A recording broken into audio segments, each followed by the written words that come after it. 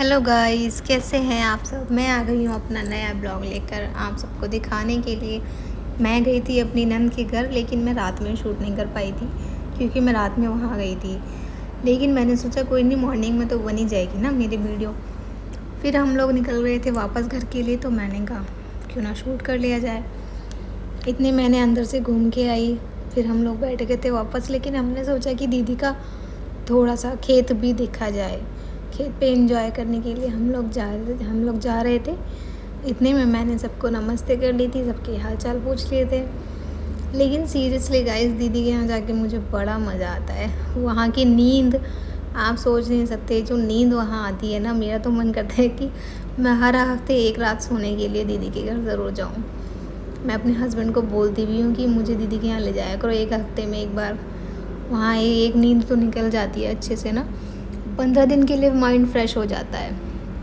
क्योंकि वहाँ रात में इतना ठंडा रहता है कि एसी भी फेल है, एसी भी फेल है सीरियसली।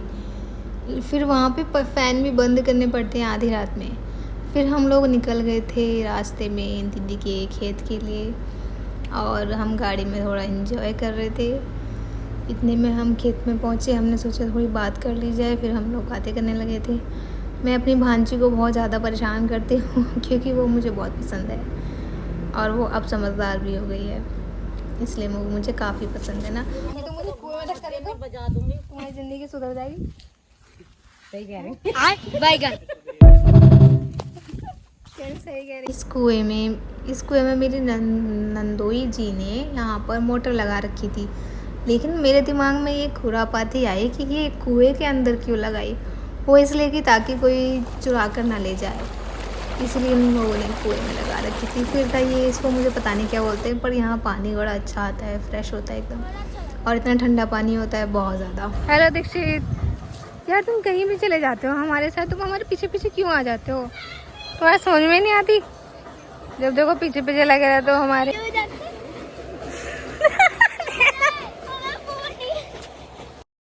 यार ये जो मेरे देवर है ना दीक्षित, ये इतने रूप बदलते हैं, रावण से भी ज़्यादा रूप है इनके। कहीं ये बंदर के रूप में मिलते हैं, कहीं जहाँ तक गाइस आपकी नज़र जा रही है वहाँ तक मेरी नंद का खेत है। ये अंकित सोच रहे हैं यहाँ पे कि नेहा को धक्का कैसे दूँ नीचे कर। मेरी अंदर इतनी हिम्मत है, मैंने यहाँ पे धक्का देता।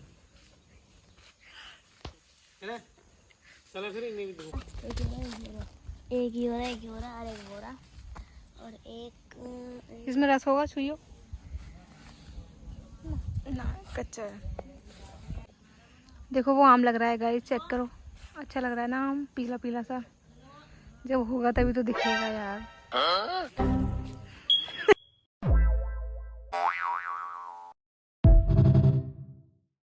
फिर गाइस मुझे दिख गए गन्ने, और मैं और मेरी दीदी पहुंच गए थे गन्ने लेने के लिए। मेरे से तो टूटते नहीं, तो मैंने दीदी से कहा दीदी तुम तोड़ के दो गन्ना।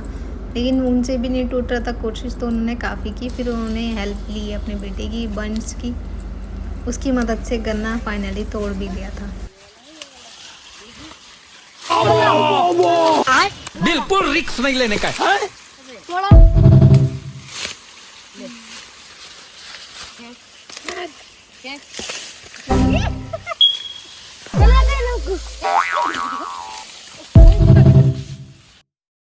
फिर दीदी ने गन्ना मेरे लिए साफ़ करके दे दिया था, लेकिन फिर भी ये अजीब सा ही लग रहा था। टेस्ट कम था, मीठा बहुत कम था। ठीक मीठा तो था, लेकिन कुछ गन्ने ऐसे थे कि बिल्कुल शहद होते हैं, बहुत मीठे होते हैं, ये उतना नहीं था।